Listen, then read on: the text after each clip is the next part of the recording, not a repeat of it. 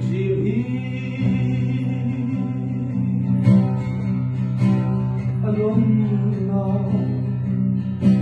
isong mo sandam tu nena o in lo kila satuan lo na chẳng nghe yang kalau thi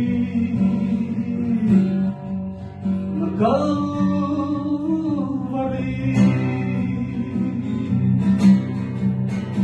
khi lung hian te như sung se kal vadi chi sen miswal phai lagi okatha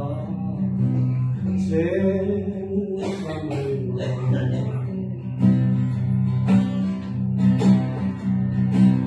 sual dalam pada kejani kalui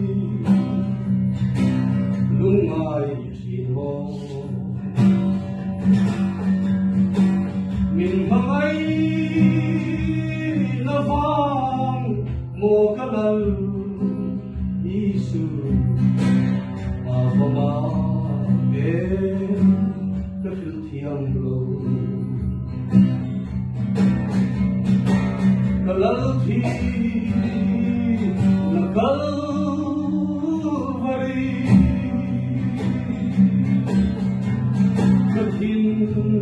lung hian te như sung se al mari chi sen miswal fa nalui o katha se la chan ren lo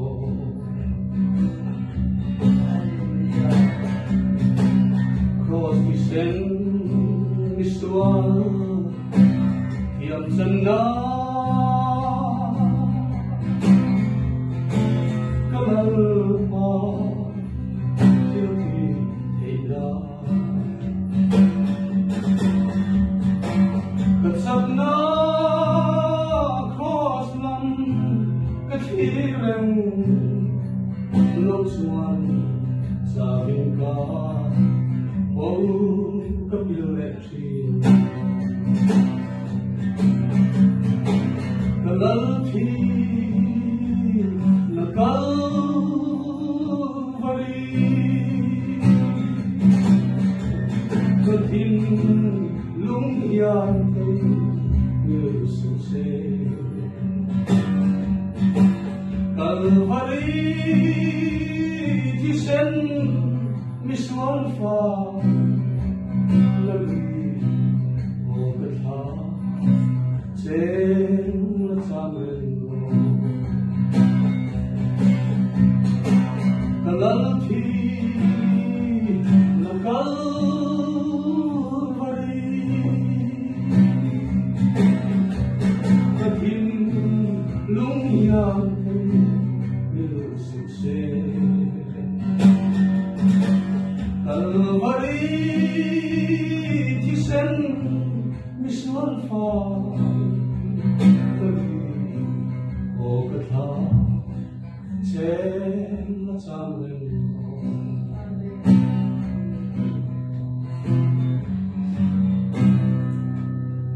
oleh paglalal pagkasatan malsong